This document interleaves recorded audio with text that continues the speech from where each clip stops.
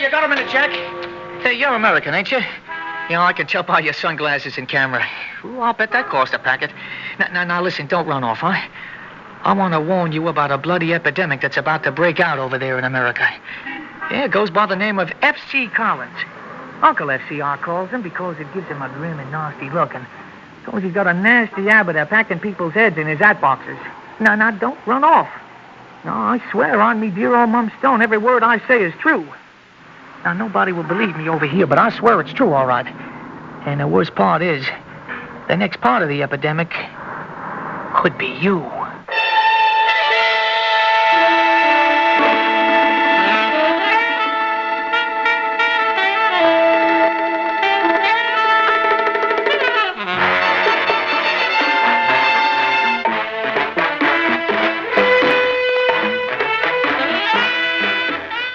Theater 5 presents The Trouble with Alphie.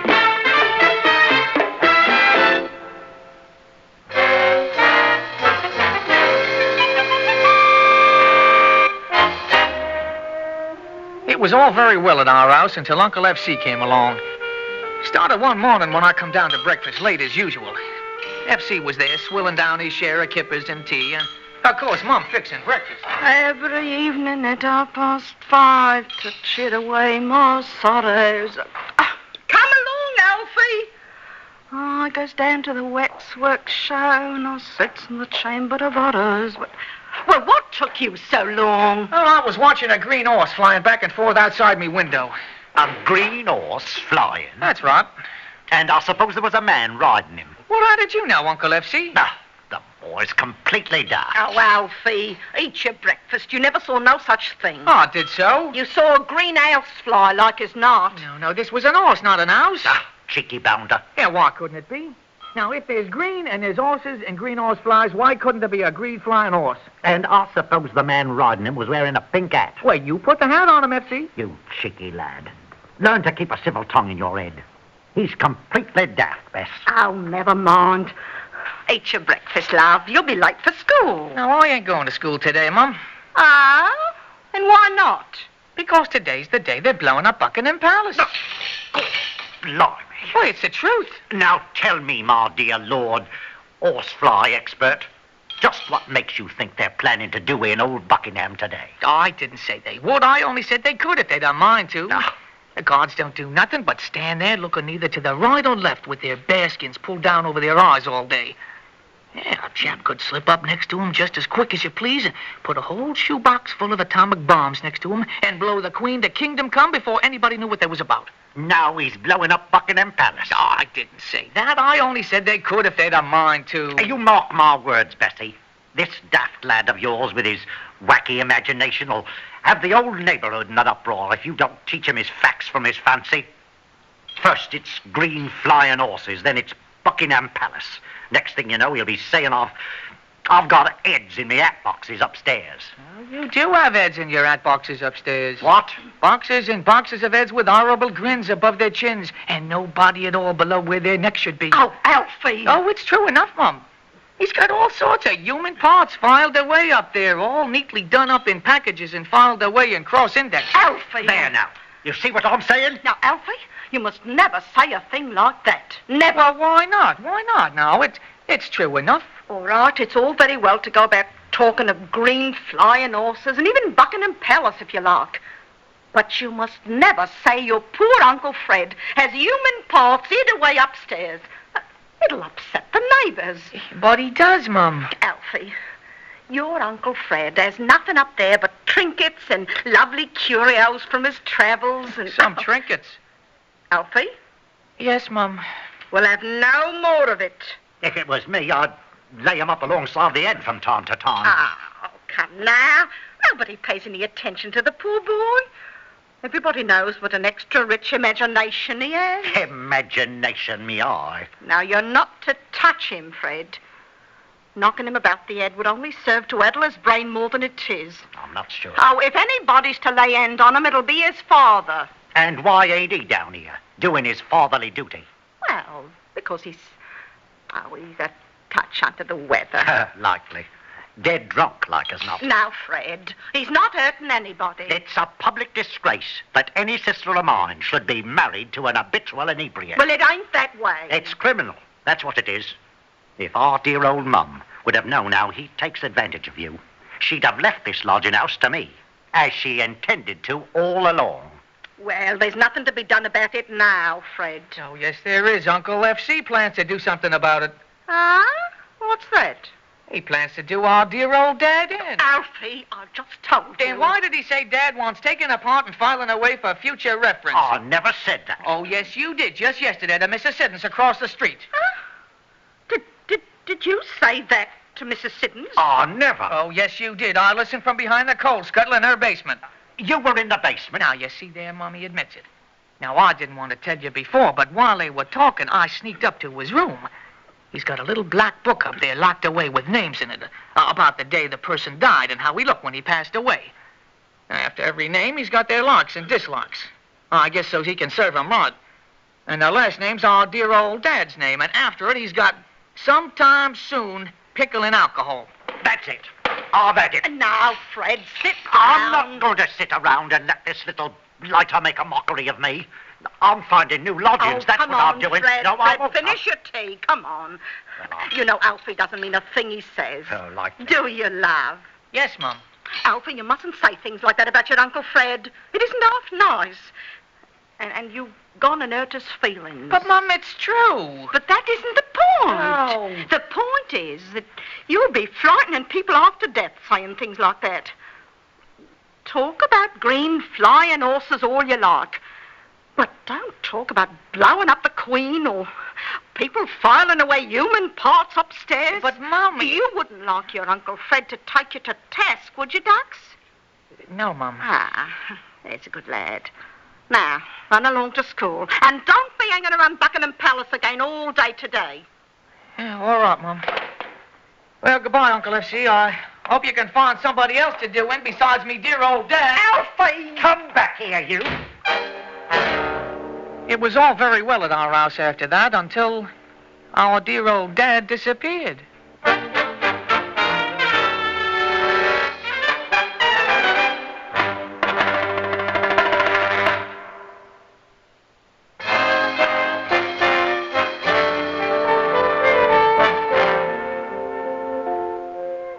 Dad was gone almost a fortnight before anybody missed him.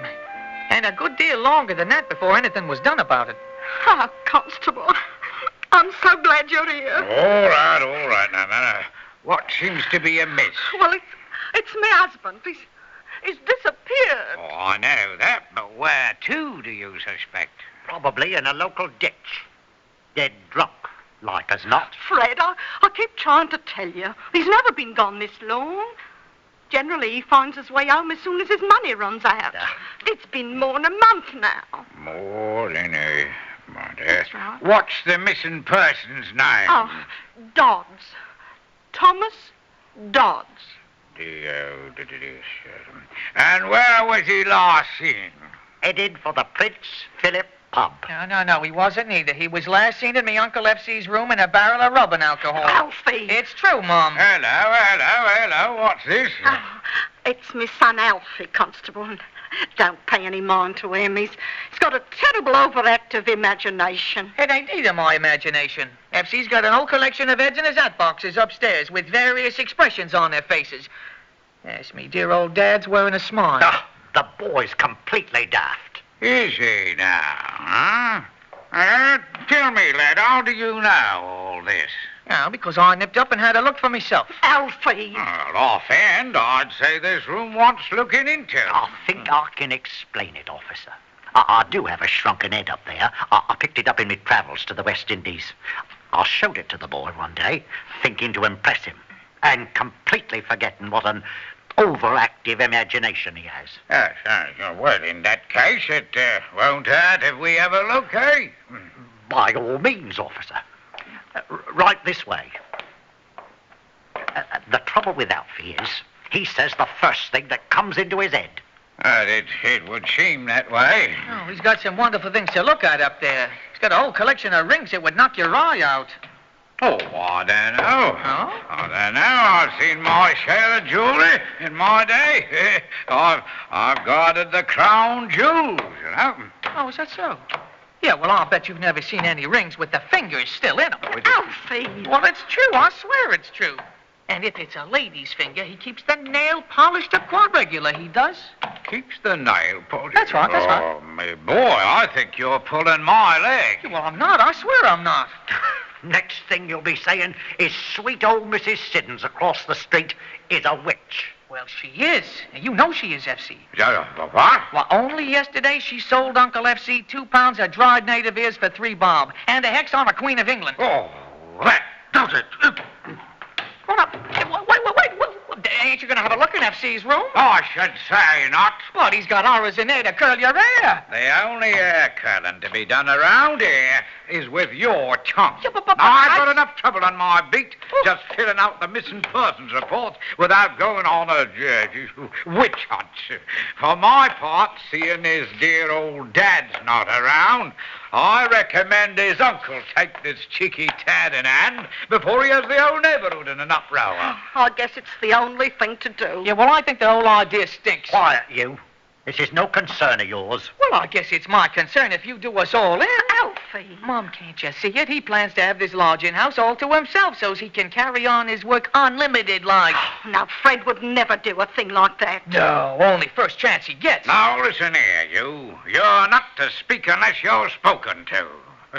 You don't know what the truth is anyway. Now, Mum, just when was the last time you saw your husband? Well, he was heading for the Prince Philip pub. Well, it all went very well at our house for a while again. Until dear old Mum found herself in the soup. It happened one rainy afternoon. I'd snuck up to FC's room, as was my wont, when who should I find trussed up to the end of the bed, neat as you please, but dear old Mum. Oh, hello, Mum. Yeah, I knew you'd wind up here soon enough. What's that? Rope's a little tight? Oh, the tape over your mouth. Well, I guess I could loosen that a bit for you. Oh, Alfie, I'm so glad you're here. Your Uncle Fred's planning to do me in. Yeah, I know. You do? Well, I've been telling you that for weeks, but you wouldn't listen. I wouldn't. Oh, that's right, I wouldn't. Well, now, be a good lad and nip over to the neighbours and tell them what a pickle I'm in. No, I can't do that. Why not? Well, they'd never believe me. You've seen to that. Oh, that's right. Well, stick your head out of the window and give an holler for the Bobby. And the Bobby won't believe me either. Oh, that's right. Yes. We've got to do something. Your uncle will be right back. He said he was just stepping out to the apothecary shop for half a minute. Probably after aspirins. He said he had a bit of an headache. Oh, quick, untie me, love. I'll shake a few people up. Now, I'm afraid I can't do that, Mum. Why not? Well, Uncle FC will only do me in for setting you loose. You mean you're not going to help your dear old Mum? Well, I'd like 2 ducks, but that'd only mean 2 of us instead of 1. Oh, but he'll only get you in the end, you know that. No. He doesn't dare. We've talked about that. I'm his alibi. See, he's going to tell the Bobbies you got a card from Scotland from dear old Dad, and you run off to look for him. He's only watching me for your safe return. Oh, but you're not going to leave your poor old Mum alone like this. Yeah, I'm afraid I have to, Mum. You've attended to that. You told everybody not to believe me, and now nobody does. Alfie. Love. This is your Mum.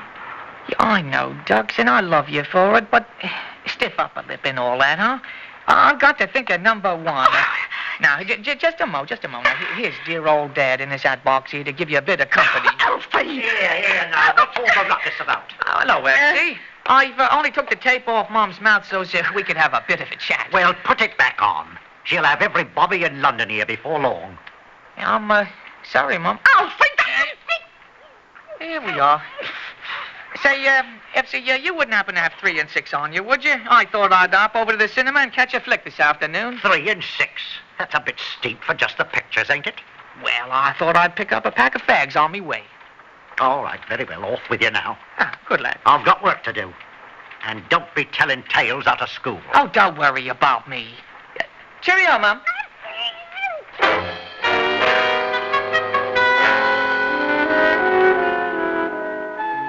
Of course, it was only a question of time before my turn came, so I had to be prepared for him. The day before, I read me name in his little black book. Oh, he had it in code, all right, but he made the mistake of putting the notations after me name in English. Locks, picture shows, and cigarettes. Alfie, it occurred to me the other day that I have every sort of person in my collection upstairs, but I don't have any little boys your size.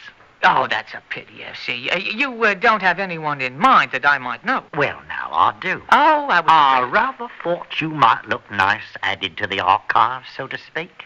Oh, well, I'd be happy to oblige, F.C., but if I'm gone, who would you have for an alibi? Oh, I've given it some thought.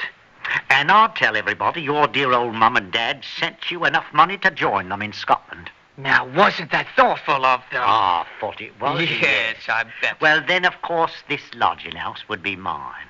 And I can assure you I'd have a right healthy turnover of lodgers. Well, there's only one thing wrong with your plan, F.C. And what's that? You see this band, the bomb pin I've been wearing on me shirt of late? Well, yes, I have noticed that. I didn't know you had a political turn of mind, Alfie. Well, I don't. Mrs. Siddons across the street gave it to me. You'll notice it has a right sharp point here. Why, yes, No, what did you stick me with it for? Because that's where all the poison is. No, what? Now, if I was you, Uncle F.C., I'd get myself over to Mrs. Siddons within the next 5 minutes because she's the only one I know who's got an antidote. You're lying to me. Now, if I'm lying to you, you'd best get your blades down and commence to work because you ain't going to have the proper time to get me stuffed and mounted the way you like.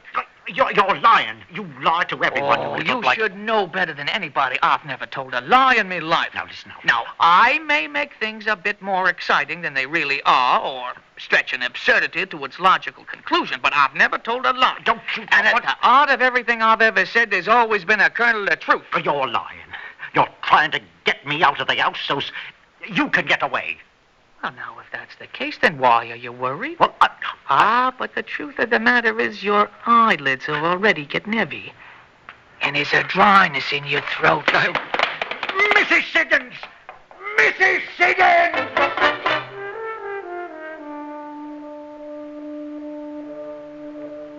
Oh, needless to say, I nipped out of there as soon as he was gone.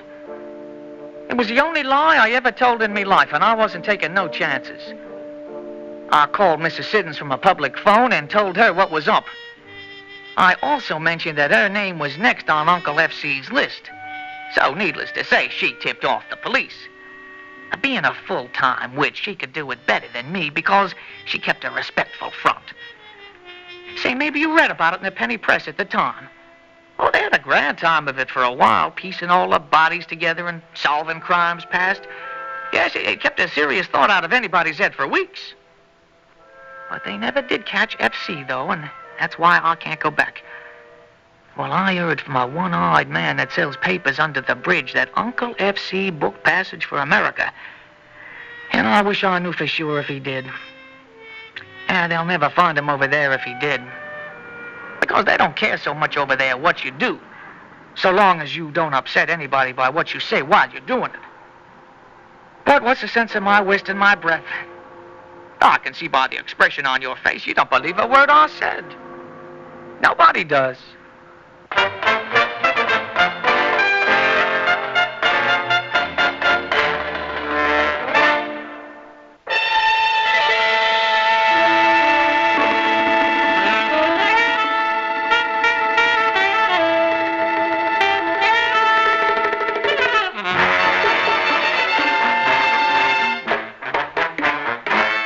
Theater 5 has presented The Trouble with Alphie, written by George Bamber and directed by Warren Somerville.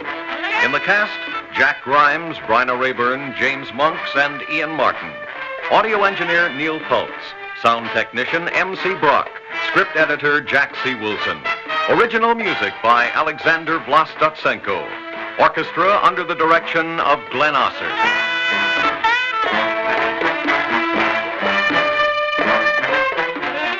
Executive producer for Theater 5, Edward A. Byron.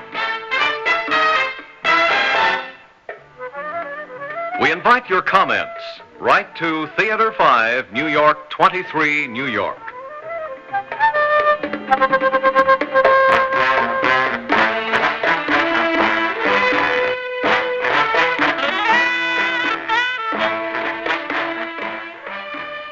is Fred Foy speaking.